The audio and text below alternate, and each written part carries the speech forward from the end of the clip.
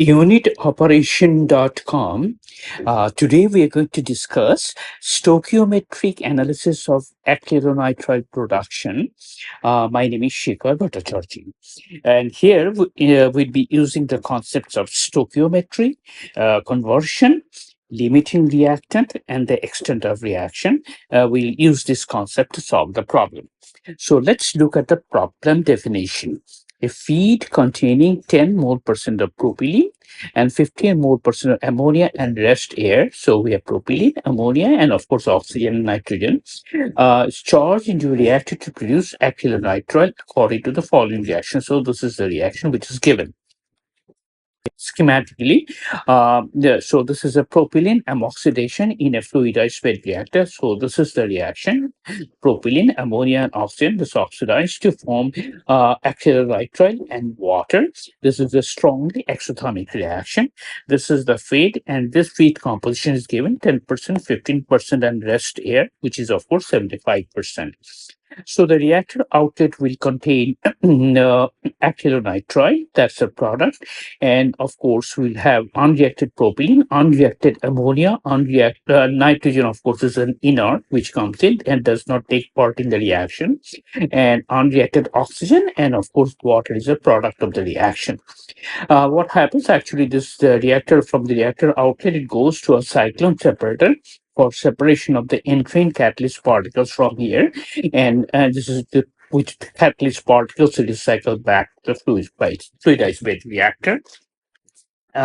Normal temperature soil conditions are, this varies quite a lot, between 400 to 510 degrees Celsius, around 0.35 to 2.1 bar gauge. This is a gauge, and of course, this is a fluidized bed reactor. And the conversion, according to this problem, it says assume air contains 80 mole percent nitrogen and 20 mole percent oxygen. So that's given. If the conversion of the limiting reactant is 30%, so of course we have to find out which one is a limiting reactant. Then the composition of acrylonitrile in the product stream. So for that, we assume a basis of 100 moles of feed. And of course, this is given. And of course, oxygen 20%, nitrogen 80%. So oxygen comes in as 15 mole and this is 60 mole. Okay. And Now, I'd have to identify the limiting reactant. The way we do it, first you write down the reaction here, and here actually you write down the stoichiometric coefficient. You know, for the reactants, the stoichiometric coefficients are negative, so this is -2 and -3, and for the product, these are positives. Okay. The initial number of moles is given. So this 10, 15, and 15 is given. And of course, nitrogen does not take part of the reaction, so it's not written here. And we assume the feed does not contain any of these products. Okay. Then you calculate Ni divided by the absolute value of nu I. So you don't consider the sign of this stoichiometric coefficient. So this would be 10 divided by 2. That's 5. This would be 50 divided by 2, 7.5. This would be 15 divided by 3, 5. And this, of course, are 0. Then you look for the minimum value of this one right here, and that will be the limiting reactant.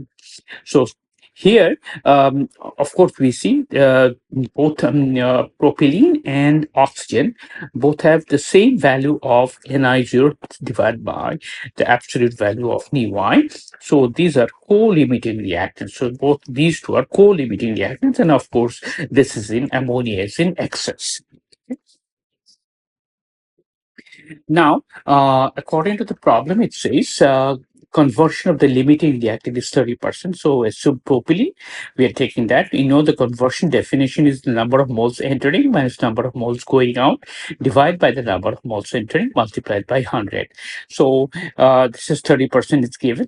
This is 10 moles coming in. So the number of moles going out can be easily calculated. That's 7 moles. So 10 moles of propylene coming in and 7 moles of propylene going out, because it's a limiting reactant. This is already given.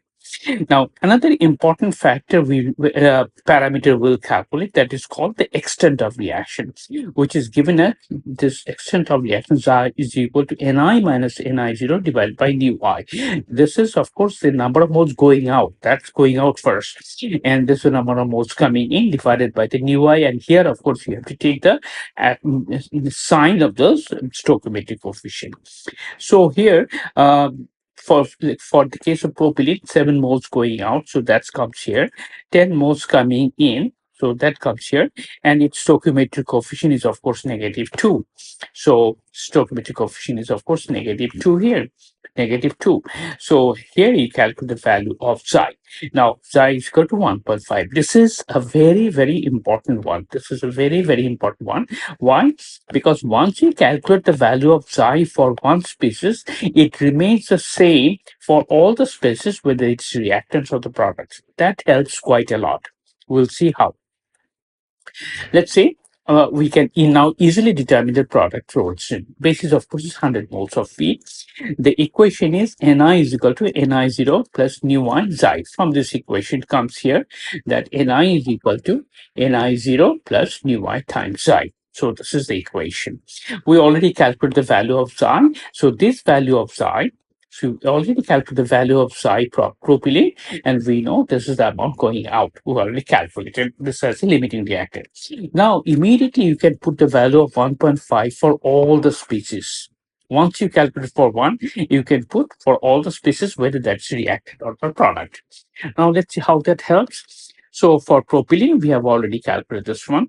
For ammonia, we know the stoichiometric coefficient is -2. Ni0, number of moles coming in is 15. And therefore, ammonia going out would be equal to 15 that's coming out, plus stoichiometric coefficient is -2 here times 1.5 right here. That's 12. So similarly, you can do it for oxygen immediately. Nitrogen, of course, is inert, so it will come in as 60 moles. It will go out as 60 moles. And for the acrylonitrile, this is +2. So use the same equation 3. And for the water, you do the same thing. Total number of moles going out is 101.5. Right. So as you can see, just by calculating the conversion first, calculating from the conversion, you find out the number of moles going out, and then once you calculate the value of xi or the extent of reaction, it's very easy to calculate the product composition. Okay. So the mole percent of acrylonitrile will be equal to 3. This is the one. 3 divided by 101.5 times 100, that is 2.96 mole percent. Interestingly, this is, of course, weight basis because water is considered here. If it is on the dry basis, you just subtract the value of the moles of water and it is equal to 2.24%. Of course, this is the answer. This is the answer we have to report. So what are the key concepts and the learning lessons from this problem? First of all, conversion can be calculated by this one, which we all do. Number of moles of A reactant divided by moles of A fed. Reactant with the lowest value of this one, Ni0 divided by the absolute value of nu I, is a limiting reactant for a single reaction. For multiple reactions, the concept is a little different. You can check Felder and Russo. The extent of reaction is calculated by this one, and this one comes right from here.